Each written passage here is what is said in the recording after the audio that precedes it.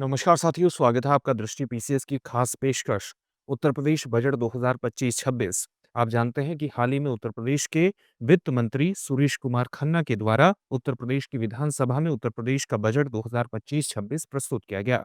आज हम इस प्रोग्राम में उत्तर प्रदेश के बजट पर प्रश्नों के माध्यम से आपके साथ चर्चा करने का प्रयास करेंगे। इस बजट की कुछ खास महत्वपूर्ण विशेषताएं रही, जैसे इस बजट में मुख्य तौर पर युवाओं, महिलाओं, किसानों, वंचितों, गरीबों पर फोकस किया गया। यानी इनसे संबंधित जितनी भी विकासात्मक योजनाएं थी, उन पर खासा आवंटन किया गया है, ताकि उन योजनाओं को आगे बढ़ाया जा सके और जितने भी गरीब, वंचित, महिलाएं, युवा या किसान हैं, उनके विकास की प्रक्रिया को आगे बढ़ाया जा सके। इसके अलावा बजट में एक खास दृष्टिकोण भी देखने को मिलता है। राजकोषीय घाटे की स्थिति सुदृढ़ मिलती है, यानी राजकोषीय घाटे के स्तर पर कहीं न कहीं उत्तर प्रदेश ने पिछले सालों में बेहतर प्रदर्शन किया है, अपने खर्च को इस प्रकार से प्रबंधित किया है कि उसके खर्च उसके द्वारा प्राप्त किए गए राजस्व के दायरे में आए और उत्तर प्रदेश को बाहर से उधार लेने की ज़्यादा आवश्यकता ना पड़े। यानी राजकोषीय सुदृढ़ीकरण के स्तर पर, फिस्कल कंसोलिडेशन के स्तर पर भी उत्तर प्रदेश ने पिछले कुछ वर्षों में बेहतर प्रदर्शन किया है। इस बजट से ये बात भी पता चलती है, जो उत्तर प्रदेश के बजट की एक खास विशेषता भी हमें बताती है। तो चलिए प्रश्नों के माध्यम से इस बजट पर विस्तार से बात करते हैं। आज का पहला प्रश्न है जो उत्तर प्रदेश बजट से संबंधित है। यहाँ पर कुछ प्रश्न आपके सामने ऐसे भी आएंगे जो आपको लगेंगे कि ये कहीं न कहीं केंद्र प्रायोजित योजना से संबंधित है, यानी केंद्र की योजना से संबंधित है, लेकिन उन पर चर्चा इसलिए होगी क्योंकि उनका कहीं न कहीं ज़िक्र उत्तर प्रदेश बजट वर्ष 2025-26 में किया गया है। यानी उत्तर प्रदेश का जो बजट प्रस्तुत किया गया है, उनका ज़िक्र कहीं न कहीं आया है और इसी के कारण ऐसे प्रश्नों को भी शामिल कर लिया गया है, जो कहीं न कहीं केंद्र की योजना है, लेकिन उत्तर प्रदेश के बजट में चर्चा में आई है। क्या है आज का पहला प्रश्न? हाल ही में नीति आयोग द्वारा वित्तीय वर्ष 2014-15 से 2022-23 तक की अवधि के लिए किस राज्य को अग्रणी यानी फ्रंट रनर राज्य की श्रेणी में रखा गया है? ऐसा राज्य जिसने फिस्कल कंसोलिडेशन के स्तर पर, राजकोषीय सुदृढ़ीकरण के स्तर पर बेहतर प्रदर्शन किया है, ऐसे राज्य को आप कहीं न कहीं ये इस प्रकार से परिभाषित करते हैं कि उसने फ्रंट रनर राज्य के रूप में अपनी भूमिका का निर्वहन किया है। आपके सामने ऑप्शन है महाराष्ट्र, उत्तर प्रदेश, गुजरात, तमिलनाडु। अब हमारी इतना डिस्कशन हो चुका है कि आप इसका उत्तर जान ही गए होंगे। इसका सही उत्तर होगा उत्तर प्रदेश, यानी ऑप्शन बी। चलिए इसकी थोड़ी-सी व्याख्या देख लेते हैं। इसकी व्याख्या यही है कि नीति आयोग द्वारा वित्तीय वर्ष 2014-15 से 2022-23 तक की अवधि के लिए राज्यों की राजकोषीय स्थिति के संबंध में रिपोर्ट प्रकाशित की गई। यानी अलग-अलग राज्यों की राजकोषीय स्थिति क्या है, उनकी फिस्कल पोजीशन क्या है, फिस्कल स्टेटस क्या है, इसके बारे में नीति आयोग के द्वारा एक रिपोर्ट प्रकाशित की गई है, जिसमें उत्तर प्रदेश को अग्रणी यानी फ्रंट रनर राज्य की श्रेणी में रखा गया है। इसका सीधा सा मतलब है कि उत्तर प्रदेश ने अपने खर्च का निर्वहन या खर्च का निर्वाह इस प्रकार से किया है, उसको इस प्रकार से प्रवाहित किया है कि उसे बाहर से उधार लेने की ज्यादा आवश्यकता नहीं पड़ी है। अपने राजस्व की प्राप्ति से ही अपनी विभिन्न योजनाओं में आवंटन करके विकास की स्थिति को प्राप्त किया है। समेकित अगर हम बात करें एक कंसोलिडेटेड फिस्कल हेल्थ इंडेक्स की, जो वर्ष 2014 से वर्ष 2019 की अवधि से संबंधित है, तो उसमें उत्तर प्रदेश का जो स्कोर है वो 37.0 था।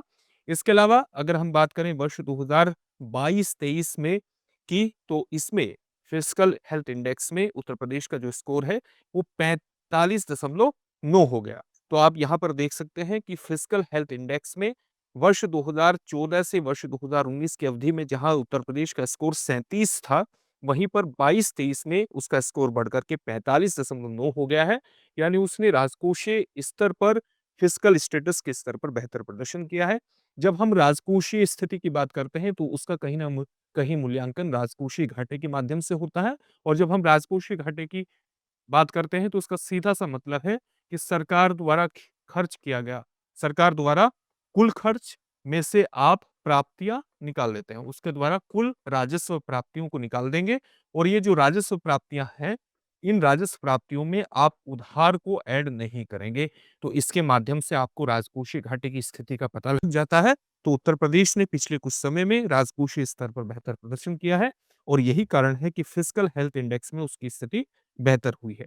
अगला प्रश्न है, वर्ष 2017-18 में उत्तर प्रदेश की जीएसडीपी यानी ग्रोस स्टेट जो डोमेस्टिक प्रोडक्ट है, सकल राज्य घरेलू उत्पाद है, वो लगभग कितना था? वर्ष 2017-18 में पूछा गया है। आपके सामने ऑप्शन है 0.25 लाख करोड़ यानी 0.25 लाख करोड़, 15.67 लाख करोड़, 12.89 लाख करोड़ या 18.50 लाख करोड़। इसका सही उत्तर आपको व्याख्या के माध्यम से प्राप्त हो जाएगा, लेकिन वर्ष 2017-18 की अगर हम बात करते हैं, तो उत्तर प्रदेश का जो टोटल सकल राज्य घरेलू उत्पाद था, वो 12.89 लाख करोड़ था।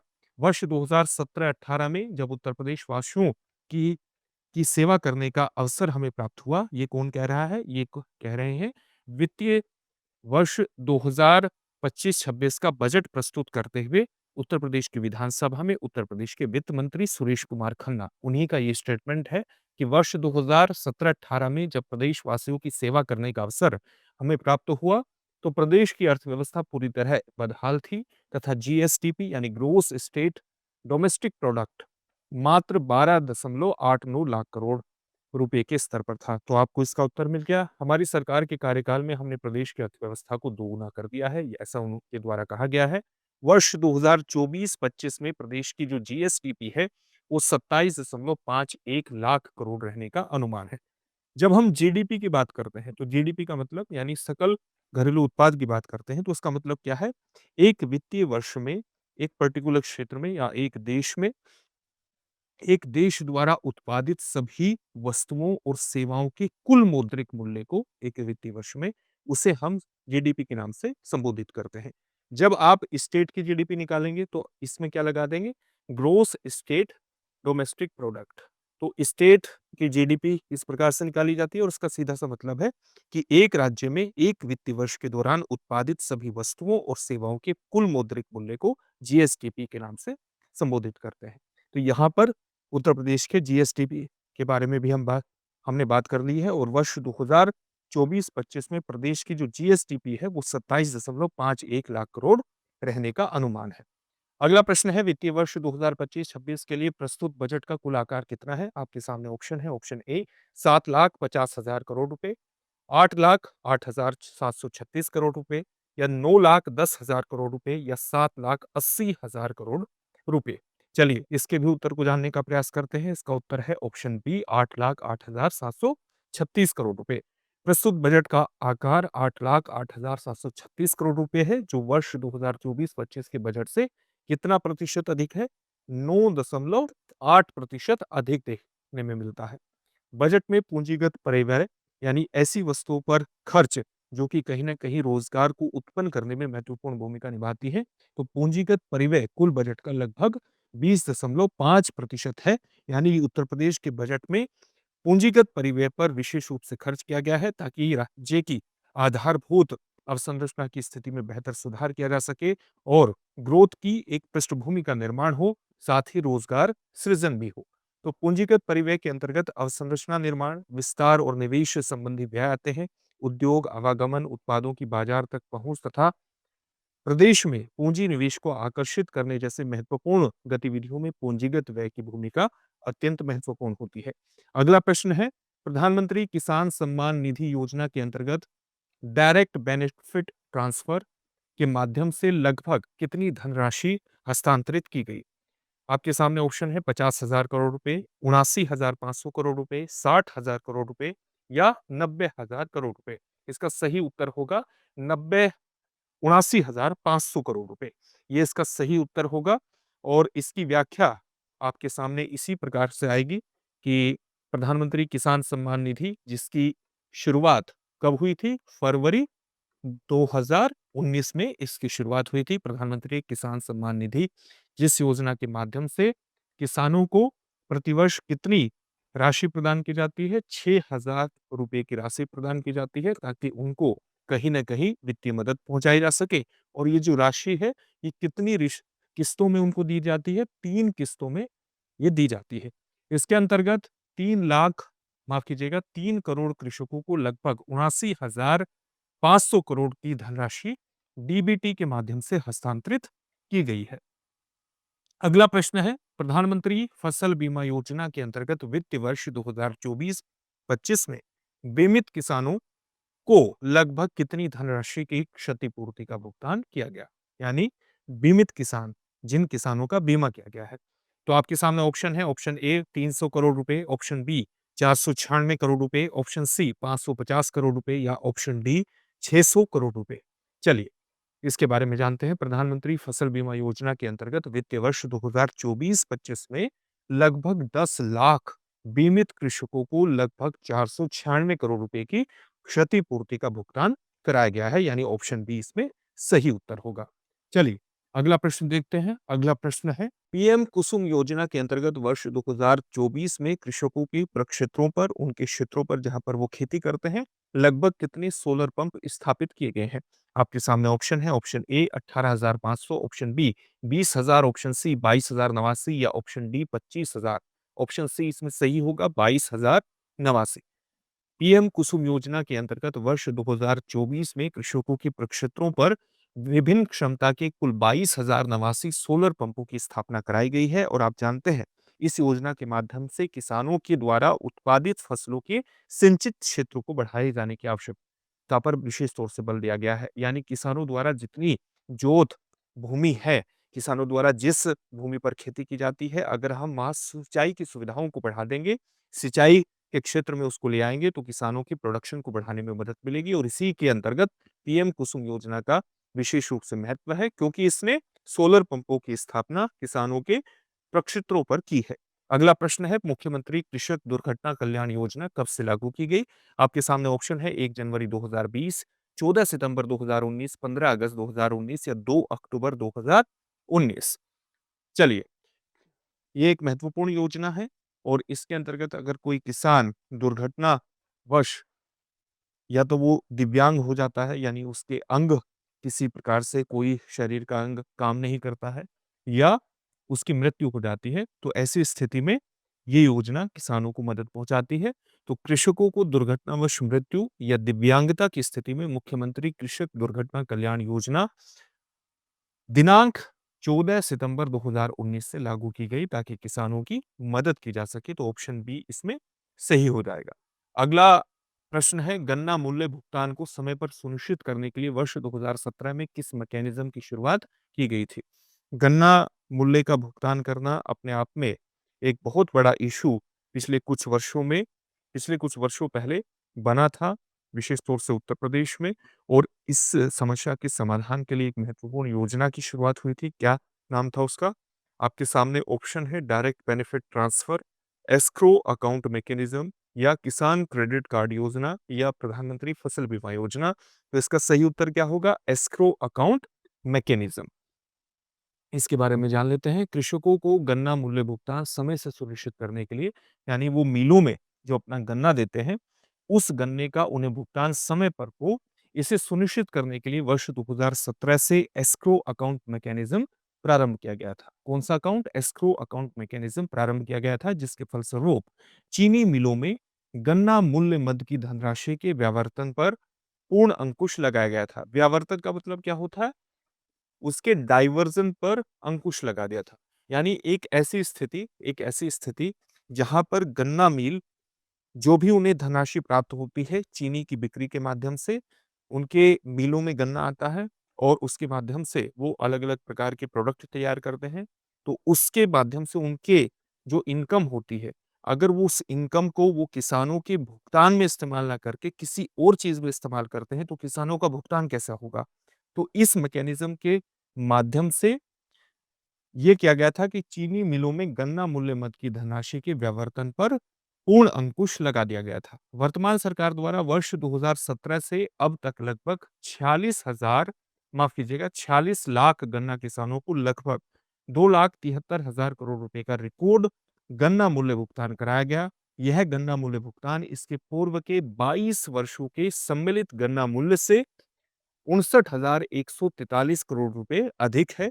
औसत गन्ना उत्पादकता 72 टन प्रति हेक्टेयर से बढ़कर 85 टन प्रति हेक्टेयर बढ़ जाने से किसानों की आय में औसतन 370 रुपए प्रति कुंटल की दर से 43,364 प्रति हेक्टेयर की वृद्धि हुई।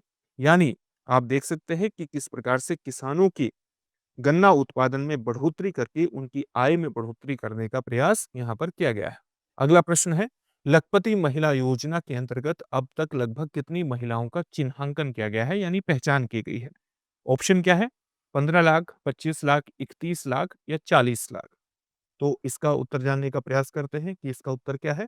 इसका उत्तर आपके सामने होगा, लखपति महिला योजनाओं के अंतर्गत 31 लाख से अधिक दीदियों का चिन्हांकन किया गया तथा 2 लाख से अधिक महिलाएं लखपति की श्रेणी में आ गई है, यानी 31 लाख इसका सही उत्तर होगा। अगला प्रश्न है, प्रधानमंत्री उज्ज्वला योजना के तहत अब तक लगभग कितने लाभार्थियों को गैस कनेक्शन वितरित किए जा चुके हैं? आपके सामने ऑप्शन है 1.2 करोड़, 1.86 करोड़, 2.56 करोड़ और 3 करोड़। तो इसका जो सही उत्तर होगा, क्या होगा इसका सही उत्तर? इसका सही उत्तर होगा 1.86 करोड़। प्रधानमंत्री उज्ज्वला योजना के तहत अब तक लगभग 1.86 करोड़ लाभार्थियों को गैस कनेक्शन वितरित किए जा चुके हैं। उज्ज्वला योजना के लाभार्थियों को 2 निःशुल्क सिलेंडर वितरित किए जाते हैं। आप जानते हैं कि इस योजना के माध्यम से ग्रामीण क्षेत्रों में जो ऊर्जा का महत्वपूर्ण स्रोत एक चूल्हा पर खाना पकाना हुआ करता था, उसके कारण महिलाओं को न केवल प्रदूषण में रह कर के खाना बनाना होता था, बल्कि इस तरह की चीज़ों को ये भी माना जाता था कि प्रदूषण के एक महत्वपूर्ण स्रोत हैं ग्रामीण क्षेत्रों में। क्योंकि जो जलावन लकड़ी होती थी, जलावन लकड़ी से चूल्हों को जलाया जाता था, उस पर खाना पकाया जाता था। तो इस समस्या के समाधान के लिए प्रधानमंत्री उज्ज्वला योजना की शुरुआत की गई और गरीब जो परिवार हैं, उन्हें फ्री में गैस सिलेंडर भी वितरित किए गए इस योजना के माध्यम से। अगला आपके सामने जो प्रश्न है वो है, स्वामी विवेकानंद युवा सशक्तिकरण योजना के अंतर्गत अब तक लगभग कितने स्मार्टफोन या टैबलेट वितरित किए जा चुके हैं? आपके सामने ऑप्शन है, option A 30 lakh, option B 40 lakh, option C 49.86 lakh या 55 लाख। क्या है इसका सही उत्तर? इसका सही उत्तर है ऑप्शन सी। स्वामी विवेकानंद युवा सशक्तिकरण योजना के अंतर्गत 49.86 लाख स्मार्टफोन टैबलेट वितरित किए जा चुके हैं। वित्तीय वर्ष 2025-26 में इस योजना के तहत टैबलेट उपलब्ध कराए जाएंगे। अगला प्रश्न है, प्रधानमंत्री शिक्षुता प्रोत्साहन योजना के अंतर्गत सत्र 2024-25 में लगभग कितने अभ्यर्थियों को शिक्षुता प्रशिक्षण हेतु योजित किया गया? जब हम शिक्षुता की बात करते हैं तो इसका मतलब क्या होता है? इसका मतलब होता है अप्रेंटिसशिप। जो अप्रेंटिस होती है उसको शिक्षुता के नाम से जानते हैं। तो इसके सामने आपके सामने ऑप्शन है 45,000, 50,000, 54,833 या 60,000। इसका सही उत्तर है 54,833। प्रधानमंत्री शिक्षुता प्रोत्साहन योजना के अंतर्गत सत्र 2024-25 में 54,833 अभ्यर्थियों को शिक्षुता प्रशिक्षण हेतु योजित किया गया। अगला प्रश्न है, महात्मा गांधी राष्ट्रीय ग्रामीण रोजगार गारंटी अधिनियम के अंतर्गत वित्तीय वर्ष 2024-25 में महिलाओं की सहभागिता लगभग कितने प्रतिशत रही? आपके सामने ऑप्शन है 35%, 42%, 50% या 60%। तो इसके अंतर्गत कितनी भागीदारी रही महिलाओं की? मनरेगा योजना के अंतर्गत वित्तीय वर्ष 2024-25 में महिलाओं की सहभागिता 42% रही है। विशेष तौर से आप जानते हैं कि मनरेगा ग्रामीण भारत में अकुशल श्रमिकों की आय बढ़ाने पर मुख्यतः केंद्रित है और ग्रामीण भारत में आय बढ़ाने में कहीं ना कहीं इसका महत्वपूर्ण योगदान है।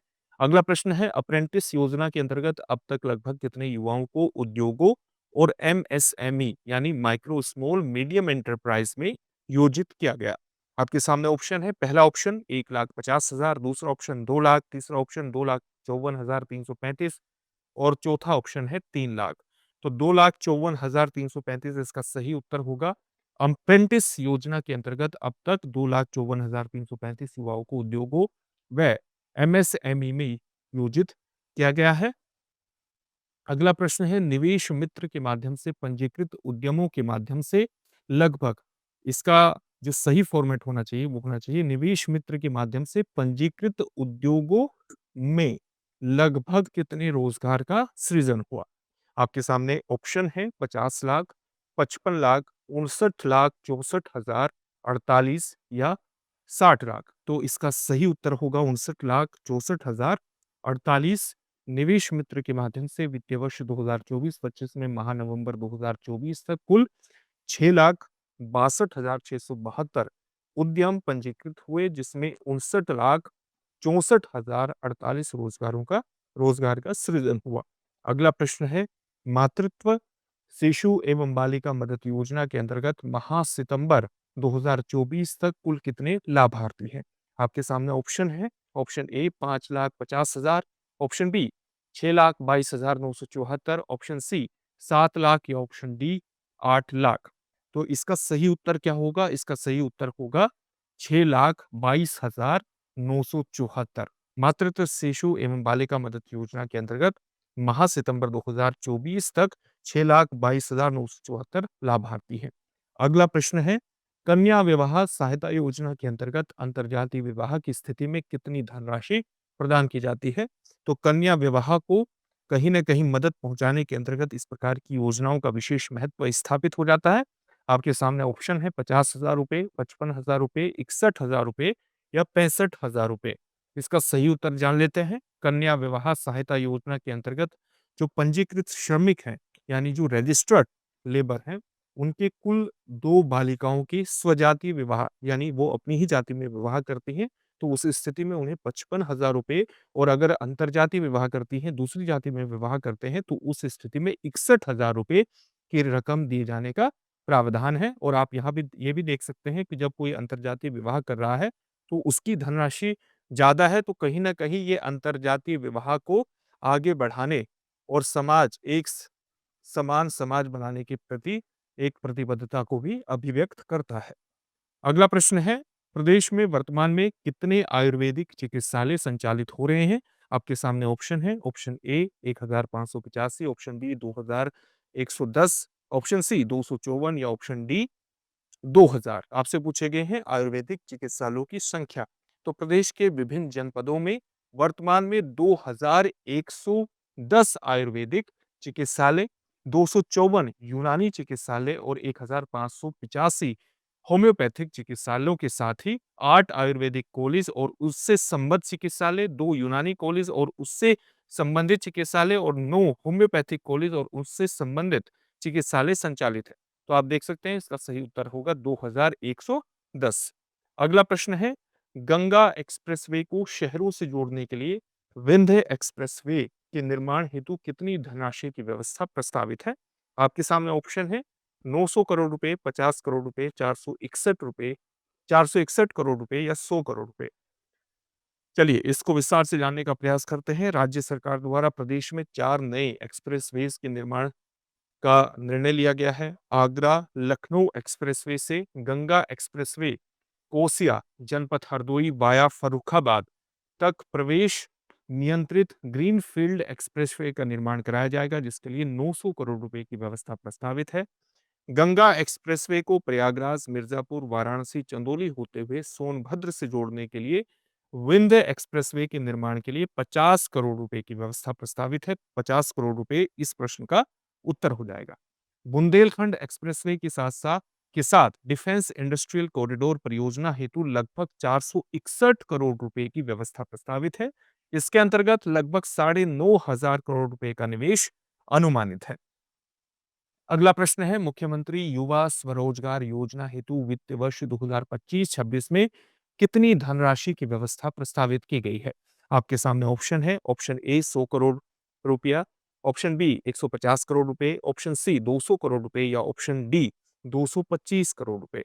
मुख्यमंत्री युवा स्वरोजगार योजना हेतु 225 करोड़ रुपए स्वरोजगार योजना के लिए प्रस्तावित है की व्यवस्था प्रस्तावित है। अगला प्रश्न है, राज्य स्मार्ट सिटी योजना हेतु कितनी धनराशि की व्यवस्था प्रस्तावित की गई है? 200 करोड़, 300 करोड़, 400 करोड़ या 500 करोड़। जिस प्रकार से स्मार्ट सिटी योजना केंद्र सरकार द्वारा प्रायोजित है, उसी तरह से राज्य स्तर पर स्मार्ट सिटी योजना है, तो इसके लिए 400 करोड़ रुपए की जो व्यवस्था है वो प्रस्तावित है। कान्हा गौशाला एवं बेसहारा पशु आश्रय योजना हेतु कितनी धनराशि की व्यवस्था प्रस्तावित की गई है? 350 करोड़ रुपए, 400 करोड़ रुपए, 450 करोड़ रुपए या 500 करोड़ रुपए। तो इसके लिए 450 करोड़ रुपए की व्यवस्था की गई है। तो जो बेसहारा पशु हैं, उनको कहीं न कहीं आश्रय प्रदान करने से संबंधित है। ये गौशाला है, तो उसको प्रोत्साहित करने के अंतर्गत ये धनराशि प्रस्तावित की गई है। स्वच्छ भारत मिशन ग्रामीण हेतु वित्त वर्ष 2025-26 में कितनी धनराशि की व्यवस्था प्रस्तावित की गई है? 1500 करोड़, 2000 करोड़, 2045 करोड़ या 2500 करोड़? तो इसके लिए 2045 करोड़ रुपए की व्यवस्था प्रस्तावित की गई है स्वच्छ भारत मिशन ग्रामीण के अंतर्गत। अगला प्रश्न है, दुग्ध उत्पादन के मामले में विश्व में किस देश का स्थान प्रथम है? चीन, ब्राजील, भारत या अमेरिका? तो इसका सही उत्तर क्या हो जाएगा? इसका सही उत्तर भारत हो जाएगा। और भारत में सबसे ज्यादा उत्पादन कौन सा राज्य करता है? उत्तर प्रदेश करता है। भारत विश्व में सबसे ज्यादा करता है, और राज्यों के स्तर पर अगर देखें भारत में, तो उत्तर प्रदेश सबसे ज्यादा करता है।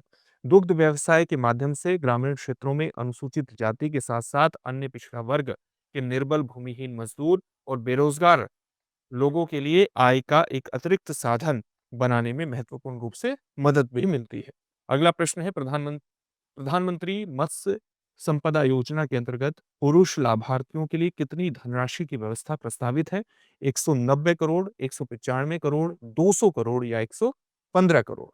तो प्रधानमंत्री मत्स्य संपदा योजना के अंतर्गत पुरुष लाभार्थियों के लिए 195 करोड़ रुपए और महिला लाभार्थियों के लिए 115 करोड़ रुपए की व्यवस्था प्रस्तावित है। और इस योजना के अंतर्गत एकीकृत यानी यूनिफाइड एक्वा पार्क मार्केट के निर्माण हेतु 190 करोड़ रुपए की व्यवस्था प्रस्तावित की गई है। अगला जो प्रश्न है वो है, देश का पहला रेड हेडेड गिद्ध संरक्षण एवं प्रजनन केंद्र कहाँ स्थापित किया गया है? आपके सामने ऑप्शन है, लखनऊ, वाराणसी, गोरखपुर या प्रयागराज। इसका सही उत्तर होगा गोरखपुर, और ये देश का पहला है। जनपद गोरखपुर में कैंपियर रेंज के अंतर्गत रेड हेडेड गिद्ध संरक्षण एवं प्रजनन केंद्र, देश का पहला गिद्ध प्रजनन केंद्र स्थापित किया गया है। अगला प्रश्न है, मुख्यमंत्री कन्या सुमंगला योजना हेतु कितनी धनराशि की बजट व्यवस्था प्रस्तावित है? 500 करोड़ रुपए, 600 करोड़ रुपए, 700 करोड़ रुपए या 800 करोड़ रुपए? तो इसके लिए 700 करोड़ रुपए की व्यवस्था प्रस्तावित की गई है। अगला प्रश्न है, पुष्टाहार कार्यक्रम के अंतर्गत समन्वित बाल विकास परियोजनाओं पर पोषाहार के लिए राज्य सरकार द्वारा कितनी धनराशि की व्यवस्था प्रस्तावित है? 3000 करोड़, 4119 करोड़, 5000 करोड़ या 4500 करोड़? तो इसका सही उत्तर क्या होगा? 4119 करोड़। पुष्टाहार कार्यक्रम के अंतर्गत समन्वित बाल विकास परियोजनाओं पर राज्य सरकार द्वारा दिए जाने वाले पोषाहार के लिए लगभग 4119 करोड़ रुपए प्रस्तावित है। अगला प्रश्न है, पिछड़ा वर्ग पूर्व दशम एवं दशमोत्तर छात्रवृत्ति योजना के लिए कितनी धनराशि की व्यवस्था प्रस्तावित है? 200 करोड़, 2825 करोड़, 35 करोड़ या 1500 करोड़? पिछड़ा वर्ग पूर्व दशम एवं दशमोत्तर छात्रवृत्ति योजना हेतु 2825 करोड़ रुपए की व्यवस्था प्रस्तावित है। पिछड़ा वर्ग के निर्धन व्यक्तियों की पुत्रियों की शादी अनुदान योजना हेतु 200 करोड़ रुपए की व्यवस्था प्रस्तावित है। पिछड़े वर्ग के बेरोजगार युवक और युवतियों को कंप्यूटर प्रशिक्षण यानी कंप्यूटर ट्रेनिंग दिलाए जाने हेतु 35 करोड़ रुपए की व्यवस्था प्रस्तावित है। अगला प्रश्न क्या है, दिव्यांग भरण पोषण अनुदान योजना के तहत कितनी धनराशि की व्यवस्था प्रस्तावित है? पहला इसका आपका ऑप्शन है 1424 करोड़ रुपए, 1000 करोड़ रुपए, 500 करोड़ रुपए या 35 करोड़ रुपए? तो इसका सही उत्तर क्या होगा? सही उत्तर हम इसकी व्याख्या में देखते हैं। दिव्यांग भरण पोषण अनुदान योजना के अंतर्गत 1424 करोड़ रुपए की व्यवस्था प्रस्तावित है। शारीरिक रूप से अक्षम व्यक्तियों को कृत्रिम श्रवण सहायक यानी ऐसे आर्टिफिशियल जो उपकरण है उनको उपलब्ध कराए जाएं ताकि उनके सुनने की क्षमता उत्पन्न हो सके। तो शारीरिक रूप से अक्षम व्यक्तियों की को कृत्रिम श्रवण सहायक यंत्र आदि खरीदने के लिए आर्थिक सहायता की योजना हेतु 35 करोड़ रुपए की व्यवस्था प्रस्तावित है। असहाय दिव्यांग व्यक्तियों को बीमारी के इलाज हेतु अनुदान योजना के लिए 10 करोड़ रुपए की व्यवस्था प्रस्तावित है। और 3 से 7 वर्ष के श्रवण बाधित यानी ऐसे जो व्यक्ति हैं जिनको ठीक से सुनाई नहीं देता है, श्रवण बाधित, मानसिक मंदित तथा दृष्टि बाधित दिव्यांग बच्चों की फ्री स्कूल रेडीनेस हेतु 18 मंडलीय जनपदों में 55 डे केयर सेंटर्स का संचालन किया जा रहा है। अगला प्रश्न है, वित्तीय वर्ष 2024-25 में राज्य का अनुमानित राजकोषीय घाटा कितना है?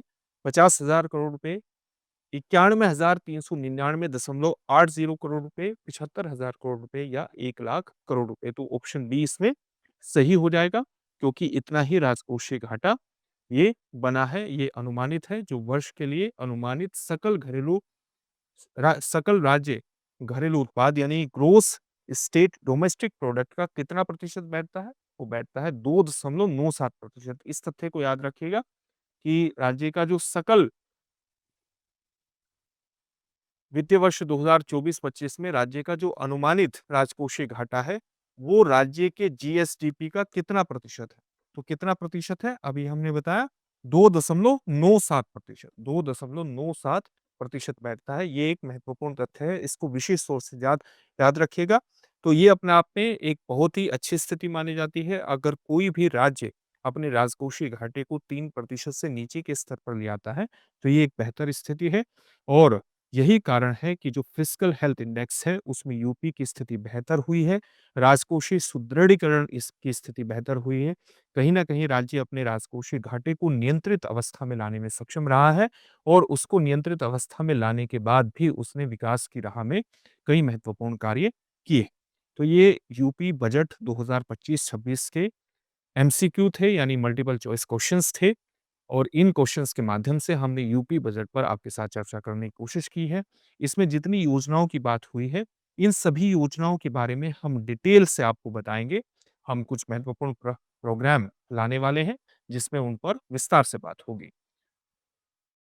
उम्मीद है कि आपको ये कार्यक्रम पसंद आया होगा। धन्यवाद। डियर व्यूअर्स, अपने एग्जाम की तैयारी को और बेहतर करने के लिए हमारे चैनल को लाइक, शेयर और सब्सक्राइब करना न भूलें।